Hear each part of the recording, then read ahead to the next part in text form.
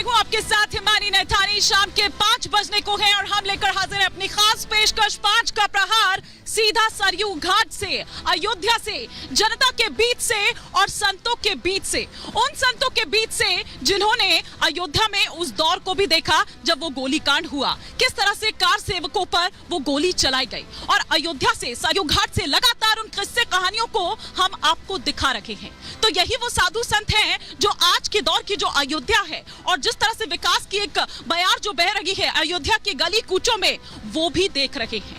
सरयू के पानी को लाल होता हुआ भी इन साधु संतों ने देखा है। ये वो साधु संत हैं जिन्होंने अपने हाथों से उन लाशों को भी उठाया है। और ये वही अयोध्या है जिसके नाम से राजनेता आने तक से कतराते थे। यहाँ पर वो पड़ोस में गुलाबबाड़ी तक तो आते थे, लेकिन वहीं से सभा करते हुए चले जाते थे। किसी ने भी यहाँ इस अयोध्या के विकास के बारे में नहीं सोचा। ये ठीक है कि रामलला को लेकर या जन्म स्थान को लेकर मामला कोर्ट में चल रहा था, लेकिन विकास तो किया जा सकता था। विकास करने से तो किसी ने भी नहीं रोका था।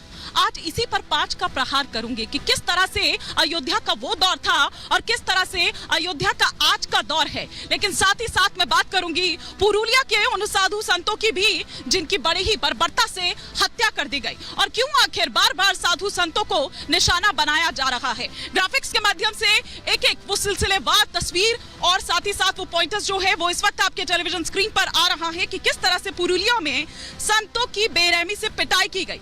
यूपी से लेकर गंगा सागर जा रहे थे और 3 संत और बच्चा चोरी की अफवाह में दरअसल ये पिटाई कर दी गई। आपको याद होगा कुछ इसी तरह का मामला पालघर से भी सामने आया था। महाराष्ट्र का पालघर की याद दिलाता है ये जो बंगाल का पुरुलिया कांड हुआ है। गौरागांडी गांव जो है वहां पर भीड़ ने घेर कर इन साधुओं को पीटा।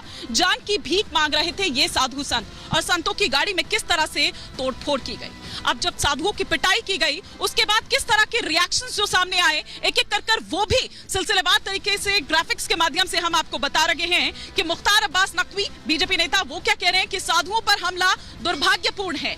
टीएमसी सरकार में अपराधियों को संरक्षण मिला हुआ है। अनुराग ठाकुर केंद्रीय मंत्री क्या कह रहे हैं कि कौन दे रहा है आखिर अपराधियों को संरक्षण। राज्य में हिंदू विरोधी सोच आखिर क्यों है। शहजाद पूनावाला बीजेपी के प्रवक्ता ये कहते हैं कि बंगाल में सुरक्षा व्यवस्था बेहाल है, तो उधर बीजेपी नेता सुकांत मजूमदार ये कहते हैं कि पश्चिम बंगाल में हिंदू होना ही अपराध है। दुष्यंत गौतम नेता बीजेपी कह रहे हैं कि हिंदू मुसलमान के बीच बंटवारा कर रही है ममता सरकार, और साथ ही साथ स्वामी चक्रपाणी महाराज ये कह रहे हैं कि मौन न बैठे संत समाज। अब ऐसे में कुछ सवाल खड़े होते हैं 5 का प्रहार के एक एक कर वो तमाम सवाल भी आपके टेलीविजन स्क्रीन पर जो आ रहे हैं वो ये कि हिंदू विरोधी सोच साधुओं पर चोट। दूसरा सवाल जो इस वक्त आपकी स्क्रीन पर चेंज हो रहा है वो ये कि प्राण प्रतिष्ठा से पहले क्या माहौल खराब करने की कोशिश हो रही है। तीसरा सवाल जो इस वक्त आपके टेलीविजन स्क्रीन पर आ रहा है वो ये कि आस्था के साथ विकास हो रहा है, विपक्ष आखिर क्यों नाराज हो रहा है। चौथा सवाल जो इस वक्त आपकी स्क्रीन पर आ रहा है वो ये कि शंकराचार्य वाले झूठ विपक्ष ने आखिर क्यों फैलाया। पांचवा और अंतिम सवाल जो इस वक्त आपके टेलीविजन स्क्रीन पर आ रहा है वो ये कि न्योता ठुकराएंगे तो क्या 24 में जनता उन्हें जवाब देगी। ये वो तमाम सवाल रहेंगे जिनके इर्द गिर्द भी हमारी आज चर्चा रहेगी। साथ ही साथ वो साधु संत, उनकी आवाज हम आप तक पहुंचाएंगे और वो बताएंगे कि किस तरह से वो संघर्ष का दौर उन्होंने देखा। रामलला हम आएंगे मंदिर वहीं बनाएंगे का दौर से वो गुजरे हैं, क्या देखा उन्होंने। ऐसे ही कुछ साधु संत आज हमारे बीच मौजूद हैं, उनसे हम बातचीत करेंगे, लेकिन उससे पहले आपको दिखाती हूँ एक छोटी सी रिपोर्ट।